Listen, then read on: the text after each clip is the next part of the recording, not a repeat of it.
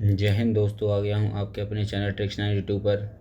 तो दोस्तों, आज एक भारत का बहुत ही महत्वपूर्ण टॉपिक लेके आया हूँ, जिसमें भारत की संपूर्ण नदियों के बारे में बात करूँगा। ठीक। और यहाँ पे एक थ्योरी पोर्शन रहेगा और दूसरा रहेगा जितने भी इससे इम्पोर्टेंट क्वेश्चन बनते हैं उसको सेकंड वीडियो में डालूंगा। ठीक है। तो पहले वीडियो में थ्योरी पे बात करते हैं और यहाँ से आपको इतना समझ में आ जाएगा कि हमारी भारत की जितनी भी महत्वपूर्ण नदियाँ हैं, एक भी नदी आपसे नहीं छूटेगी किसी भी एग्ज़ाम में। तो बात करते हैं सीधे इसके थ्योरी सेक्शन की। तो आगे चलते हैं, देखते हैं पहला क्या है इसमें। तो आपने नाम सुना होगा एस्चुरी के बारे में। एस्चुरी क्या होता है, क्या नहीं होता है, उसको आप यहाँ से समझ सकते हैं। तो देखो, एस्चुरी ये होता है कि मान लो पानी का बहाव जब नदी में आता है और नदी अपने बहाव के साथ मिट्टी, कंकड़, पत्थर जो भी लेके आती है वो कहीं कहीं जमाती हुई चली आती है। ठीक, किनारों पर। तो इसी ही कहीं बीच में जम जाती है मिट्टी, तो पानी ऐसे यहाँ वहाँ से निकल जाता है, तो इसी एस्चुरी कहते हैं। ठीक है, इससे क्या कहते हैं, एस्चुरी कहते हैं। अब थोड़ा समझते हैं एस्चुरी को। ज्वार नदमुख और डेल्टा क्या होते हैं, इनको भी समझते हैं। तो यह पहले एस्चुरी के बारे में समझते हैं। सागर तट पर स्थित आधा बंद खारे पानी का वह क्षेत्र जहां नदियों का ताज़ा पानी समुद्र के खारे पानी के साथ मिलता है। ठीक है। नर्मदा, ताप्ती, मांडवी नदी एस्चुरी मतलब ज्वार नदमुख का निर्माण करती हैं। ये नदियाँ कौन कौन सी, नर्मदा हो गई, ताप्ती हो गई और मांडवी नदी, ये एस्चुरी का निर्माण करती हैं। ज्वार नदमुख बोलते हैं इसे हिंदी में। ठीक है। और अब बात करते हैं डेल्टा की। तो ऐसी आकृति जहाँ से पानी यहाँ वहाँ से निकल जाए, इन जगहों के माध्यम से, ऐसी आकृति को डेल्टा कहते हैं। अब डेल्टा के बारे में बात करते हैं। तो क्या लिखा है इसमें कि नदी जहाँ महासागर से मिलती है उस जगह नदी द्वारा बहाकर लाई गई मिट्टी के कारण नदी की धारा कई धाराओं में बढ़ जाती है। उस त्रिभुजाकार क्षेत्र को डेल्टा कहा जाता है। डेल्टा प्रायः उपजाऊ मिट्टी का निर्माण करते हैं। एग्जाम्पल में देखते हैं, गंगा, ब्रह्मपुत्र, महानदी, गोदावरी, कृष्णा डेल्टा का निर्माण करती हैं। अब देखते हैं अपवाय तंत्र क्या होता है, यानी ड्रेनेज सिस्टम क्या होता है, उसको भी अच्छे समझते हैं।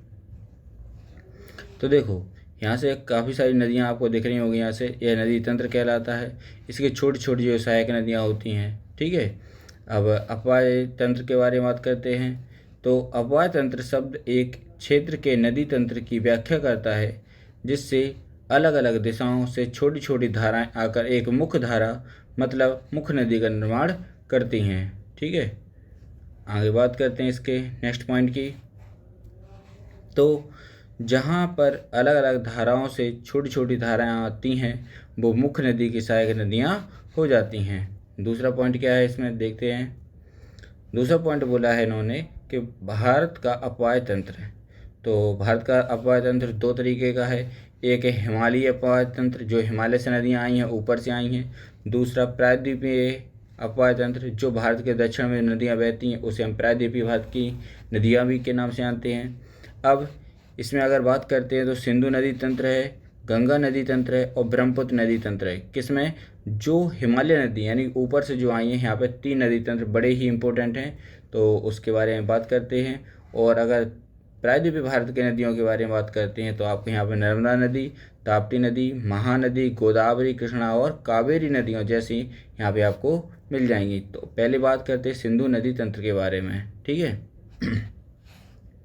तो यहाँ पे आप एक नक्शा भाई आप देख सकते हैं कि पाकिस्तान है, सिंधु, ऊपर नदी बहती है, तिब्बत है, चीन है, नेपाल है।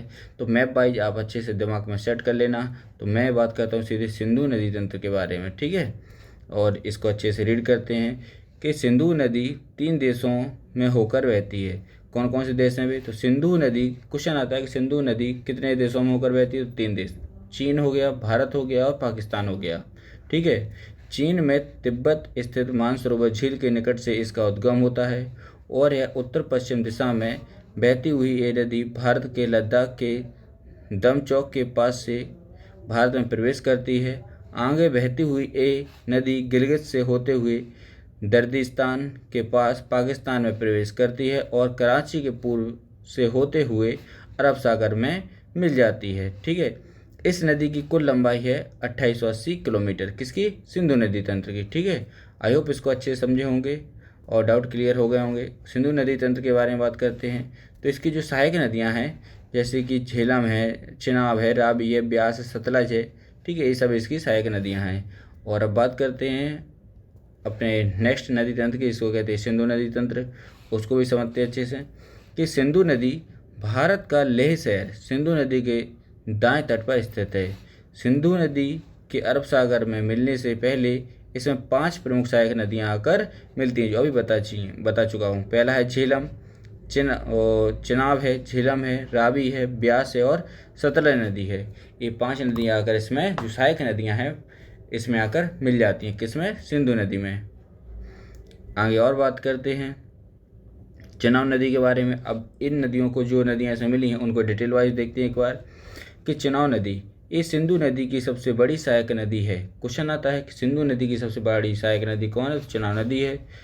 इसका उद्गम हिमाचल प्रदेश के K12 लारा दर्रे से होता है। K12 लारा दर्रे से होता है। हिमाचल प्रदेश में इस नदी का निर्माण 2 नदी चंद्रा और भागा नदी से होता है, इसलिए इसे वहाँ चंद्रभागा के नाम से भी जाना जाता है। ये नदी पाकिस्तान में जाकर सिंधु नदी से मिल जाती है। सिंधु नदी में मिलने से पहले इसमें झेलम, रावी, सतलज, ब्यास नदी आकर मिल जाती हैं। ठीक है, आई होप इसको अच्छे से समझे होंगे।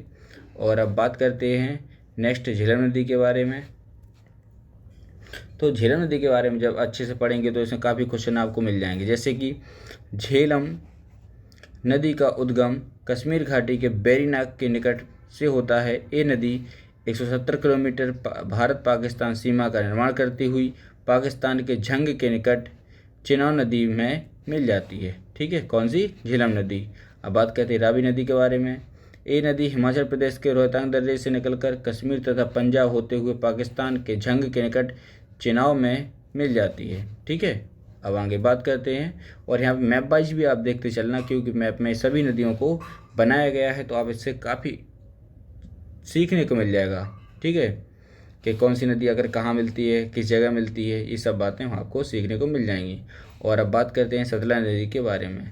तो ये नदी तिब्बत के राक्षस ताल या राकस ताल, कभी कभी राक्षस या राकस ताल लिख के आता है, से निकलती है और सिंधु नदी के समानांतर बहती हुई हिमाचल प्रदेश में प्रवेश करती है। आगे पंजाब होते हुए पाकिस्तान के बहावलपुर में चिनाब नदी में जाकर मिल जाती है। चिनाब में मिलने से पहले इससे ब्यास नदी आकर मिलती है। ठीक है, कौन सी नदी? ब्यास नदी आकर मिल जाती है। अब बात करते हैं ब्यास नदी के बारे में। तो रोहतांग दर्रे से निकली ब्यास नदी हिमाचल प्रदेश के कुल्लू घाटी में बहते हुए पंजाब के हरिके में सतलज नदी से मिल जाती है। ठीक है, किस नदी से? सतलज नदी से मिल जाती है। और अब बात करते हैं नोट, इम्पोर्टेंट नोट में क्या लिखा है तो उसको भी अच्छे से समझते हैं।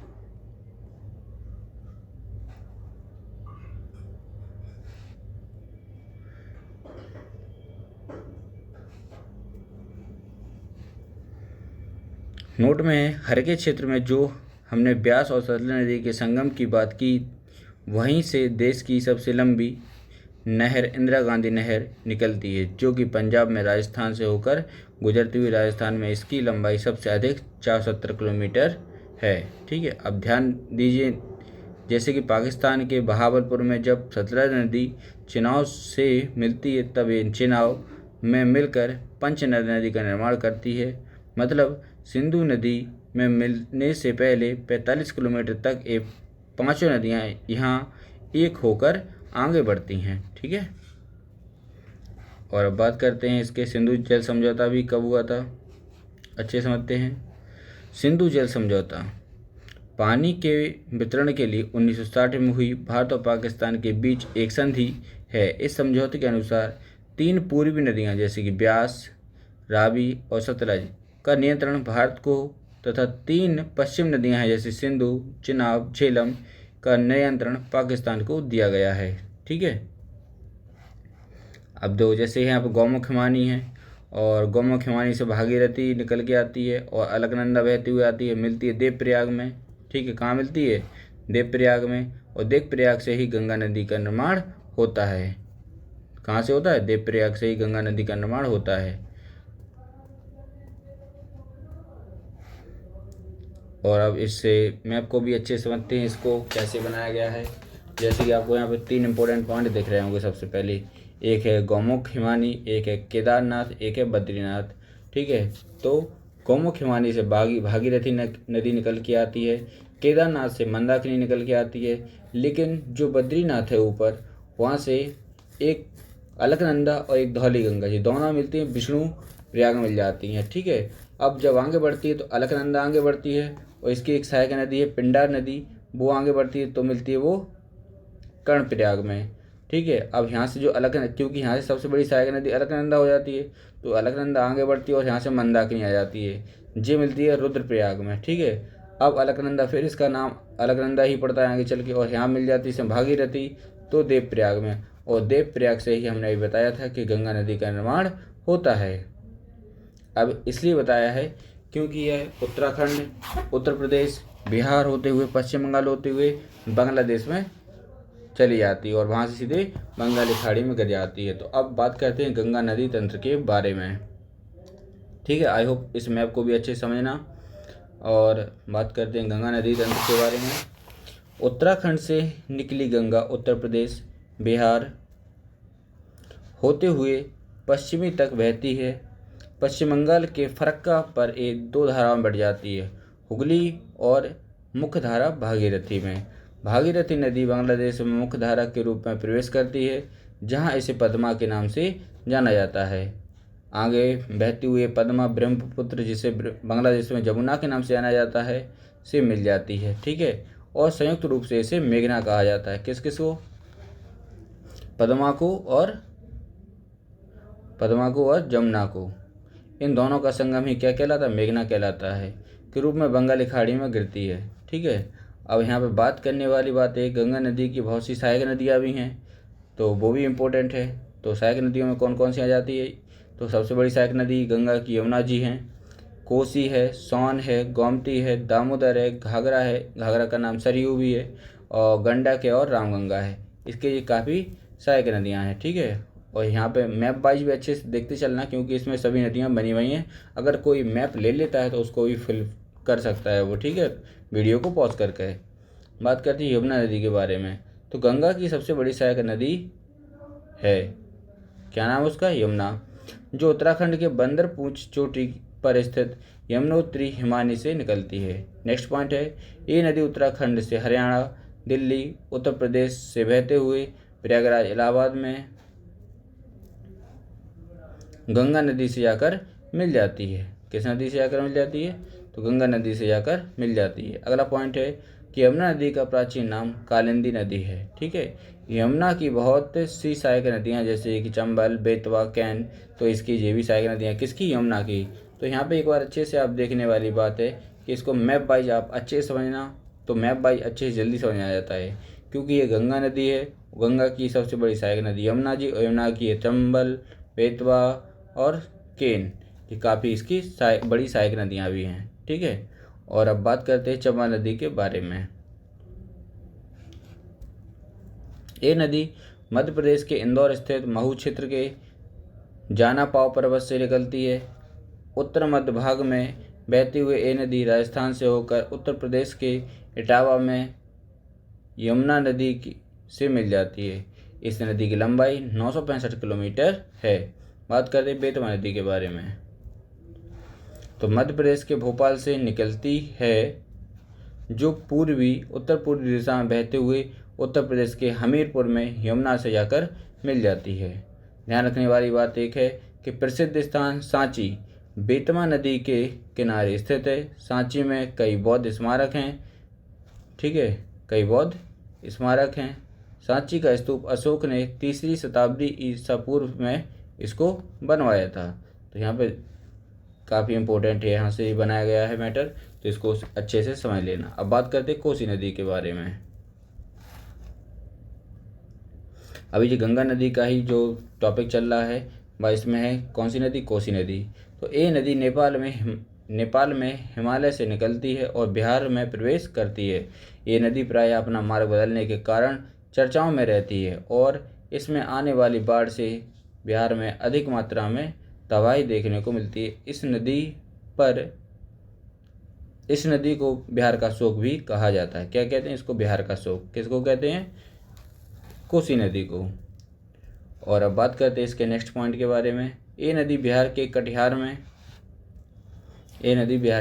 में गंगा नदी से मिल जाती है। ठीक है। और बात करते हैं दामोदर नदी के बारे में। तो दामोदर नदी को पढ़ने से पहले इसके कुछ इंपॉर्टेंट पॉइंट हैं। खास तौर से साथ में आप ये नक्शा जरूर देखते चलना, जिससे आपको कहीं भी दिक्कत नहीं होगी। जैसे मैंने बात की है दामोदर नदी, तो तुरंत देखो दामोदर नदी कहाँ बनी है, किससे जाकर मिल रही है, ये सभी इसमें आप देख सकते हैं बगल में। तो झारखंड के छोटा नागपुर पठार से निकलती है और पश्चिम में बहते हुए हुगली नदी में जाकर मिल जाती है। इस नदी में अचानक आने वाली बाढ़ के कारण इसे बंगाल का अभिशाप भी कहते हैं। किसको? दामोदर नदी को। बिहार का किसे कहते हैं? कोसी नदी को। ध्यान रखने वाली बात है, प्रदूषण के कारण इस नदी में जैविक मरुस्थल कहा जाता है। इसे क्या कहते हैं? जैविक मरुस्थल कहा जाता है। और गंगा नदी तंत्र में बात करेंगे अब गोमती नदी के बारे में। तो इस नदी का उद्गम उत्तर प्रदेश के पीलीभीत स्थित गोमत ताल से होता है, जिसे फुलहर झील भी कहते हैं। क्या कहते हैं? फुलहर झील भी कहते हैं। ये गंगा नदी की एकमात्र ऐसी सहायक नदी है जिसका उद्गम मैदान से होता है। कहाँ से होता है? मैदान से होता है।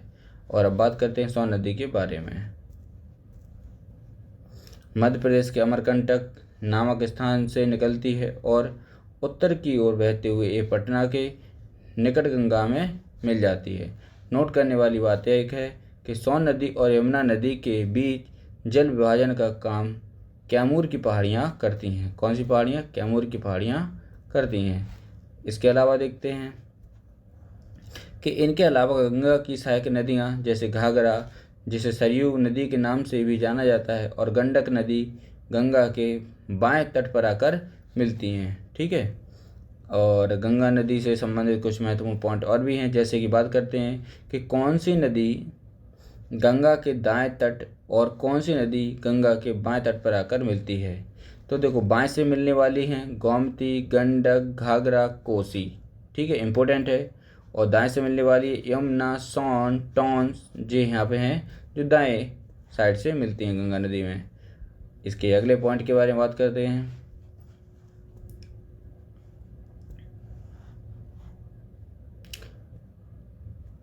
गंगा नदी को 2008 में राष्ट्रीय नदी का दर्जा दिया गया।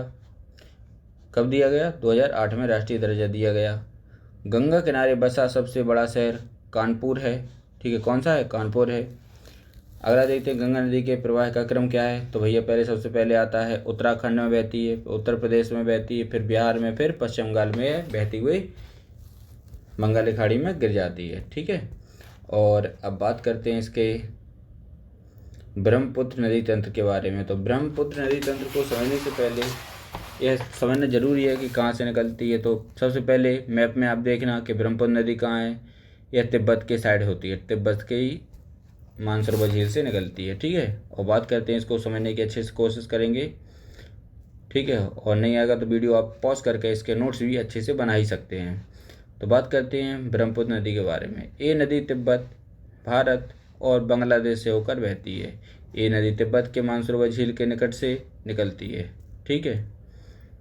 और ध्यान रखने वाली बात क्या है, तो उसको भी अच्छे समझ लेना है कि ब्रह्मपुत्र, सतलज और सिंधु नदियाँ तिब्बत के मानसरोवर के पास से ही निकली हैं। कौन कौन सी? ब्रह्मपुत्र, सतलज और सिंधु नदी, ये सभी कहाँ से निकली हैं? मानसरोवर के पास से ही सभी नदियाँ निकली हैं। तिब्बत से निकलने वाली इस नदी को तिब्बत में यरलुंग जंगबो के नाम से जानते हैं। यरलुंग जंगबो के नाम से जानते हैं और सांगपो के नाम से भी जानते हैं। जब ये नदी भारत में असम घाटी में प्रवेश करती है तब इसे ब्रह्मपुत्र नाम से जानते हैं। इस नदी को अरुणाचल प्रदेश में दिहांग नाम से जानते हैं। तो यहाँ से काफ़ी कन्फ्यूजन वाले क्वेश्चन बनते हैं, जैसे कि यरलुंग जंगबो तिब्बत में कहते हैं, सांगपो तिब्बत में कहते हैं, असम में प्रवेश करती है तो ब्रह्मपुत्र कहते हैं, और अरुणाचल में इसे दिहांग के नाम से जाना जाता है। आई होप इसको अच्छे से समझे होंगे। इसकी ब्रह्मपुत्र की कुछ सहायक नदियाँ, तो यहाँ मैप वाइज है, अच्छे से इसको समझ लेना, लेकिन इसके एक एक पॉइंट के बारे में बात करेंगे। तो बात करते हैं ब्रह्मपुत्र नदी के बारे में। असम घाटी में बहते हुए ये नदी बांग्लादेश में प्रवेश करती है, जहाँ इसे यमुना के नाम से जाना जाता है। बांग्लादेश में एक गंगा का वहाँ पे नाम क्या है, पद्मा के साथ मिल जाती है, और गंगा ब्रह्मपुत्र का संयुक्त रूप मेघना के नाम से जाना जाता है, और विश्व का सबसे बड़ा नदी डेल्टा सुंदरबन का डेल्टा का निर्माण करते हुए बंगाली खाड़ी में जाकर मिल जाती है। ठीक है, आई होप इसको अच्छे से समझे होंगे। अब ब्रह्मपुत्र की कुछ सहायक नदियाँ हैं, तो उनको भी अच्छे से समझना है। जैसे कि एक तिस्ता नदी है, सुबनसिरी है, कमेंग है, मानस है, दिबांग है, लोहित है, बराक है और कपिली है। जितनी भी ये सहायक नदियां हैं, ये किसी की हैं, सभी ब्रह्मपुत्र की सहायक नदियां। क्वेश्चन काफ़ी बनते हैं यहाँ से। ठीक है, अब आगे बात करते हैं इसके नेक्स्ट पॉइंट की। तो देखो, तिस्ता है, सुबनसिर है, कमेंग है, मानस है, दिबांग है दाएं तट, और लोहित, बराक, दिबांग बाएं तट से आकर ब्रह्मपुत्र नदी में मिलती हैं। ठीक है, तो दाएं बाएं का यहाँ पे भी आप अच्छे से याद कर सकते हैं। इसके कुछ महत्वपूर्ण पॉइंट और भी हैं, तो उनसे पढ़ते हैं, देखते हैं क्या लिखा है। तो तिस्ता नदी का उद्गम सिक्किम से होता है, पश्चिम बंगाल से होते हुए बांग्लादेश में प्रवेश करती है, और वहाँ ब्रह्मपुत्र से मिल जाती है। ठीक है, नेक्स्ट पॉइंट के बारे में बात करते हैं। तो लोहित नदी को खून की नदी के नाम से भी जानते हैं। क्वेश्चन आए हैं कि खून की नदी किसको कहते हैं, तो लोहित नदी को ही कहते हैं, के नाम से इसको जाना जाता है। बराक नदी के बारे में बात करते हैं। तो बराक नदी मणिपुर की पहाड़ियों से निकलती है, मणिपुर से मिजोरम, असम होते हुए बांग्लादेश में प्रवेश करती है, और मेघना नदी में जाकर मिल जाती है। ठीक है, किस नदी में, मेघना नदी में जाकर मिल जाती है। अब बात करते हैं इसके नेक्स्ट पॉइंट की, कि ब्रह्मपुत्र नदी गंगा नदी के साथ मिलकर विश्व के सबसे बड़े नदी डेल्टा सुंदरबन डेल्टा का निर्माण करती है। ब्रह्मपुत्र नदी में ही विश्व का सबसे बड़ा नदी द्वीप माजुली स्थित है। और यहीं पे क्वेश्चन एक और आता है, अगर सबसे बड़ा माजुली है तो इसी पे कौन सा है, उमानंद। कौन सा है, उमानंद छोटा है। और यहाँ से भारत की जो प्रायद्वीपीय नदियों के बारे में आप बात करेंगे, तो प्रायद्वीपीय में माही है, ताप्ती है, नर्मदा है, महानदी है, गोदावरी है, कृष्णा है, कावेरी है। ये प्रायद्वीपीय नदियों के बारे में बात करते हैं, तो इनको भी अच्छे समझते हुए चलेंगे, क्योंकि मैं चाहता हूँ मात्र एक वीडियो में आप भारत की सभी महत्वपूर्ण नदियों के बारे में जान लें बस। ठीक है, तो अब बात करते हैं प्रायद्वीपीय नदियों के बारे में। तो हिमालय नदी तंत्र की तुलना में प्रायद्वीपीय नदी तंत्र बहुत अधिक पुराना है। दक्षिण भारत की नदी प्रायः वृक्षनुमा अपवाह तंत्र रखती हैं। ठीक, कैसा, वृक्षनुमा अपवाह तंत्र रखती हैं। और नेक्स्ट इसके बारे में बात करते हैं। तो प्रायद्वीपीय नदियों के अपवाह तंत्र में नर्मदा, ताप्ती, माही, गोदावरी, कृष्णा, कावेरी, महानदी आदि आ जाती हैं। अरब सागर में गिरने वाली नदियाँ नर्मदा, ताप्ती, माही नदी है, जो कहाँ गिरती हैं, अरब सागर में गिरती हैं। और सभी कहाँ पे गिरती हैं, नहीं तो बंगाली खाड़ी में। और बंगाली खाड़ी में गिरने वाली नदियाँ देखते कौन सी हैं, तो गोदावरी है, कृष्णा है, कावेरी, महानदी है। ये सभी नदियाँ बंगाली खाड़ी में गिरती हैं। लेकिन जो ऊपर की तीन है, नर्मदा है, ताप्ती है और माही नदी है, ये अरब सागर में जाकर गिरती हैं। ठीक, आई होप इसको अच्छे समझे होंगे। और अब बात करते हैं नर्मदा नदी के बारे में, जो प्रायद्वीपीय नदियों में एक महत्वपूर्ण नदी है। जैसे कि मध्य प्रदेश के अमरकंटक से इसकी उत्पत्ति होती है, जो पश्चिम की ओर बहते हुए 1312 किलोमीटर की दूरी तय कर खंबात की खाड़ी अरब सागर में मिल जाती है। ठीक है, और इसके नेक्स्ट पॉइंट के बारे में बात करते हैं। मैप जरूर एक बार ध्यान से देखते चलना, कि नर्मदा नदी उत्तर में विंध्याचल पर्वत और दक्षिण में सतपुड़ा पर्वत के बीच भ्रंश घाटी यानी रिफ्ट वैली से होते हुए बहता है। ये नदी मध्य प्रदेश की सबसे बड़ी नदी है, जिसे मध्य प्रदेश की जीवन रेखा के नाम से भी जाना जाता है। नर्मदा नदी की सहायक नदियाँ में और संग, तवा और शेर ऐसी आदि नदियाँ हैं जो इसकी सहायक नदियाँ हैं। ध्यान रखने वाली बात क्या है, तो अमरकंटक से दो नदियाँ निकलती हैं, नर्मदा और सोन नदी। दोनों नदियाँ भ्रंश घाटी यानी रिफ्ट वैली से होते हुए बहती हैं, या रिफ्ट घाटी बनाती हैं, कुछ भी कह सकते हैं। अब यहाँ पे विंध्याचल पर्वत देखते हैं, सतपुड़ा देखते हैं और माही, नर्मदा। इस मैप में आप मैप देखते चलेंगे तो आपको कभी भी कोई दिक्कत नहीं आएगी। बात करते हैं ताप्ती नदी, इसकी लंबाई है 724 किलोमीटर की। तो मध्य प्रदेश के बैतूल जिले के निकट सतपुड़ा पहाड़ियों से निकलती है। ये नदी मध्य प्रदेश, महाराष्ट्र, गुजरात से प्रवाहित होती हुई अरब सागर में जाकर मिल जाती है। अब बात करते हैं माही नदी के बारे में, जो कितने किलोमीटर की है? 583 किलोमीटर की है। तो इसका उद्गम स्थल कहाँ से होता है? तो मध्य प्रदेश के धार जिले के समीप विंध्याचल पर्वत श्रेणी से होता है। मध्य प्रदेश, राजस्थान, गुजरात से बहते हुए नदी खंभात की खाड़ी में गिर जाती है। और अब बात करते हैं, ध्यान रखने वाली बात क्या है कि माही भारत की एकमात्र ऐसी नदी है, माही भारत की एकमात्र ऐसी नदी है जो कर्क रेखा को 2 बार काटती। काफ़ी इंपॉर्टेंट क्वेश्चन बनते हैं यहाँ से। कर्क रेखा 2 बार काटने वाली नदी भारतीय कौन है? तो भारतीय नदियों में आती है माही नदी है जो कर्क रेखा को 2 बार काटती है। ठीक है, आई होप इसको अच्छे समझे होंगे। और अब बात करते हैं गोदावरी नदी के बारे में। तो ये प्रायद्वीपीय भारत की सबसे लंबी नदी है। कौन? गोदावरी, जो इसकी लंबाई है 1465 किलोमीटर। ये नदी महाराष्ट्र के नासिक जिले के त्र्यंबकेश्वर से निकलती है और दक्षिण पूर्व की ओर बहते हुए बंगाली खाड़ी में गिर जाती है। ठीक, आई होप इसको अच्छे समझे होंगे। और ध्यान रखने वाली बात क्या है, जैसे कि पेनगंगा, इंद्रावती, प्रणहिता इसकी प्रमुख सहायक नदियाँ हैं। किसकी? कमेंट करके बता सकते हैं। ठीक है, और अब बात करते हैं कृष्णा नदी के बारे में। 14 किलोमीटर इसकी लंबाई है। तो कृष्णा नदी प्रायद्वीपीय भारत की दूसरी सबसे बड़ी नदी है। ठीक है, दूसरी सबसे बड़ी नदी है। और अब बात करते हैं इसका उद्गम महाराष्ट्र के महाबलेश्वर के पास से होता है।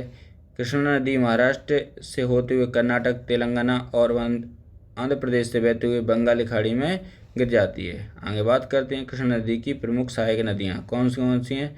तुंगभद्रा है, कोयना है, भीमा है। ठीक है, जो कृष्णा की सहायक नदियाँ हैं।